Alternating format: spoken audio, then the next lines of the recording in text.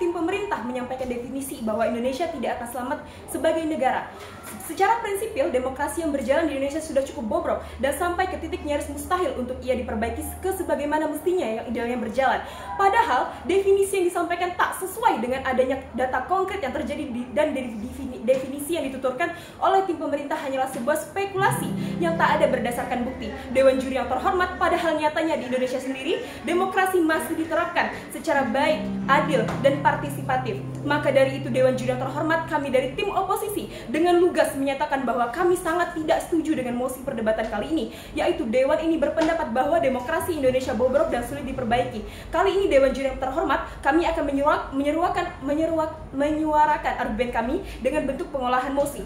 Definisi mosi. Demokrasi menurut kami yaitu tim oposisi adalah suatu kebebasan berpendapat tanpa adanya paksaan dari pihak manapun yang ikut bercampur tangan. Dewan Juri yang terhormat, tim pemerintah menyuarakan bahwa demokrasi di Indonesia sudah bobrok dan sulit diperbaiki. Akan tetapi, Dewan Juri yang terhormat, setelah reformasi, Indonesia memperkenalkan pemilu yang lebih bebas dan adil, desentralisasi kekuasaan melalui otonomi daerah, kebijakan pers, yaitu ini menunjukkan bahwa meskipun sebelumnya Indonesia berada dalam situasi otoriter, namun perubahan ke arah demokrasi berhasil dicapai dengan sangat baik, aktif dan partisipatif.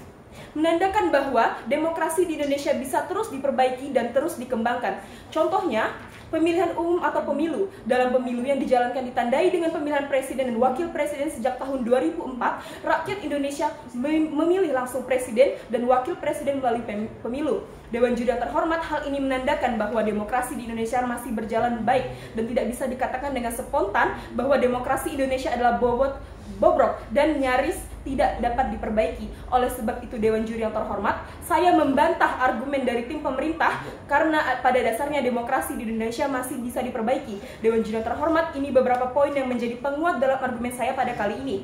Poin pertama yaitu keterlibatan generasi muda pada demokrasi di Indonesia. Keterlibatan generasi muda dalam demokrasi Indonesia semakin menonjol, terutama dalam beberapa tahun terakhir. Mereka memainkan peran penting dalam berbagai aspek demokrasi, baik melalui partisipasi politik formal maupun dalam gerakan sosial dan inovasi digital. Generasi muda sering menjadi penggerak utama dalam generasi sosial dan politik. Contoh, keterlibatan generasi muda atau Gen Z ini, mereka yang dalam protes terhadap adanya kebijakan baru yang dicetuskan oleh pemerintah ke masyarakat, yang dialami oleh mahasiswa dalam gerakan mahasiswa 2019 yang menolak beberapa RUU kontroversial. Dewan Juri yang terhormat, dapat dilihat dari aktivis mahasiswa yang masih sangat baik berjalan. Ini menandakan bahwa demokrasi masih berjalan sangat baik dan bertentangan dengan apa yang dispekulasikan oleh tim pemerintah sebelumnya.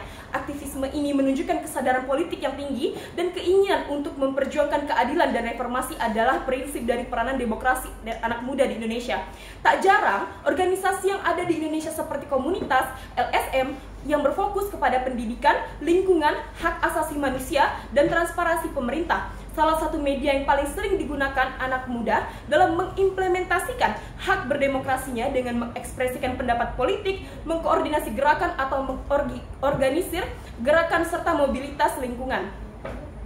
Dukungan sering dikampanyekan oleh generasi anak muda melalui media sosial karena media sosial menjadi media yang sangat efektif dan tidak konvensional. Media sosial juga dapat menjangkau jejaring audiens yang lebih luas serta menyeluruh terutama di kalangan anak muda.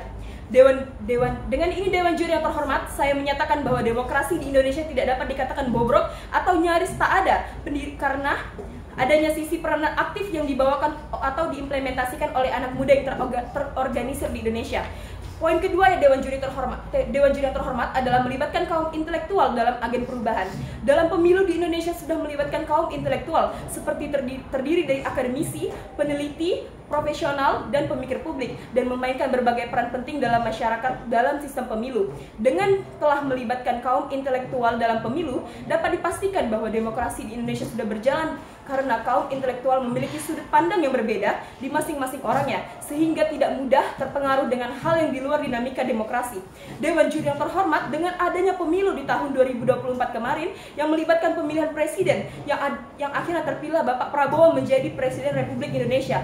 Bapak Prabowo merumuskan pembangunan IKN dalam mewujudkan Indonesia Emas. Program diterapkan atau diimplementasikan oleh Bapak Prabowo semata-mata agar memboyong Indonesia sebagai negara berdemokrasi menuju Indonesia yang memiliki visi strategis untuk masa depan yang lebih berkelanjutan, tertata atau modern dan tidak konvensional di mata dunia luar. Dewan Juri yang terhormat, sudah dapat diidentifikasi bahwa demokrasi tetap berjalan dengan sangat baik dan tidak adanya bukti bahwa adanya kebobrokan dan kerusakan di Indonesia karena sudah adanya keterlibatan kaum intelektual dan generasi muda yang membawa Indonesia ke dalam agen perubahan. Dewan Juri yang terhormat, dengan ini kami tim oposisi dapat memenangkan perdebatan kali ini karena kami sudah memberikan poin-poin yang unggul demokrasi Indonesia dan contoh implementasi secara konkret atau nyata. Dan dari mosi perdebatan yaitu Dewan ini berpendapat bahwa demokrasi Indonesia bobrok dan sulit diperbaiki.